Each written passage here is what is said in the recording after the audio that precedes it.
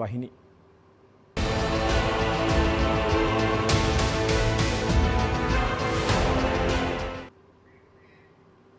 અલ કાયદાના આતંકવાદીઓની તપાસમાં એક મોટો ઘટસ્ફોટ થઈ રહ્યો છે। સોશિયલ મીડિયા એકાઉન્ટ્સની તપાસમાં થયો છે આ મોટો ઘટસ્ફોટ।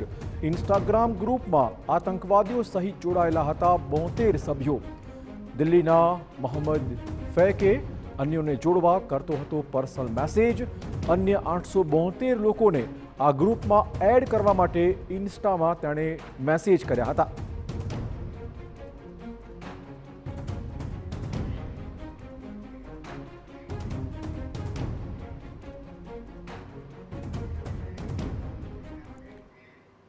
તો આતંકવાદીઓની પૂછપરછમાં અને તપાસમાં શું મહત્વપૂર્ણ ખુલાસા થયા છે, વધુ વાત કરવા જોડાશે અમારા સંવાદદાતા મિહિર। જે રીતે અલગ અલગ દિશામાં તપાસ થઈ રહી છે, ખાસ નવા કયા ખુલાસા શક્ય બન્યા છે?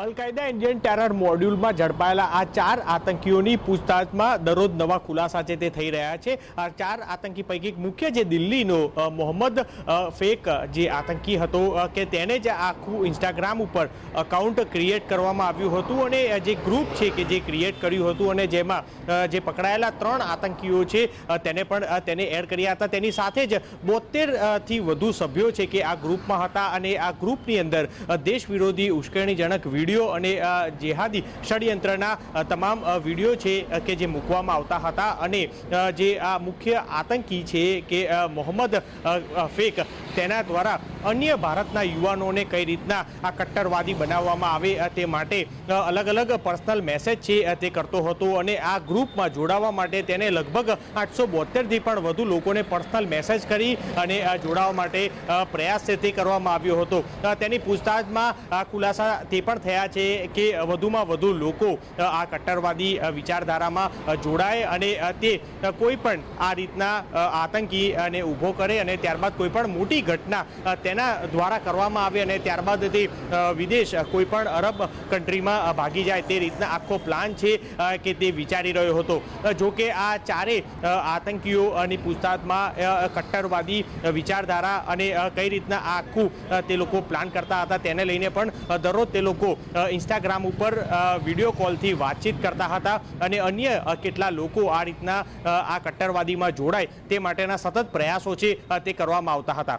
હાલ ગુજરાત એટીએસ દ્વારા જે તેના સોશિયલ મીડિયાના અકાઉન્ટની તપાસ કરતા એક બાદ એક નવા ખુલાસા થઈ રહ્યા છે। તેની સાથે જ એફએસએલ દ્વારા તેમના મોબાઈલ છે તે મોકલવામાં આવ્યા છે અને ત્યારબાદ જે ચેટ છે તે ચેટ સામે આવશે એટલે ચેટમાં પણ અનેક એવા ઘટસ્ફોટ છે તે થઈ શકે છે। પરંતુ હાલ તો જે આ ગ્રુપ છે તે ગ્રુપની અંદર પ્રાથમિક જે તપાસ કરવામાં આવી ગુજરાત એટીએસે જેમાં 4 આતંકીઓ પકડાયા હતા, જેમાં અમદાવાદનો ફરદીન અને મોડાસાનો જે આ બંને આતંકી સિવાય આ ગ્રુપમાં ગુજરાતના અન્ય કોઈ પણ મેમ્બર ન હોવાની પણ શક્યતા છે। એટલે એ દિશામાં પણ ગુજરાત એટીએસ દ્વારા તપાસ કરવામાં આવે છે કે જે સભ્યો હતા તે ક્યાંથી જોડાયા હતા, સાથે જ આ જ વિચારધારા અને આ કટ્ટરપંથી સાથે આ અન્ય ગ્રુપમાં જોડાયેલા સભ્યો આમાં સંકળાયેલા છે કે કેમ તે દિશામાં પણ તપાસ જે છે તે કરવામાં આવી રહી છે। એટલે આવનારા 1 થી 2 દિવસની અંદર એફએસએલ દ્વારા જે આ આતંકીઓના મોબાઈલ ફોન છે તેના ચેટ રિકવર થશે અને ત્યારબાદ અનેક એવા ઘટસ્ફોટ છે તે થશે।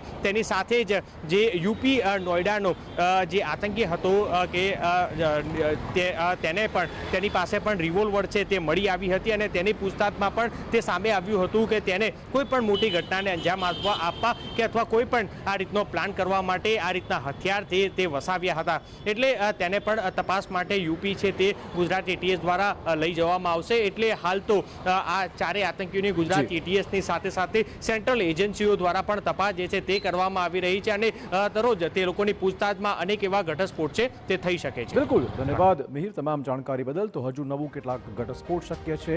જે રીતે ઇન્સ્ટાગ્રામ થકી તેમણે 72 સભ્યોનું ગ્રુપ બનાવ્યું હતું તેમની પણ ઊંડાણપૂર્વક પૂછપરછ હાલમાં શક્ય છે।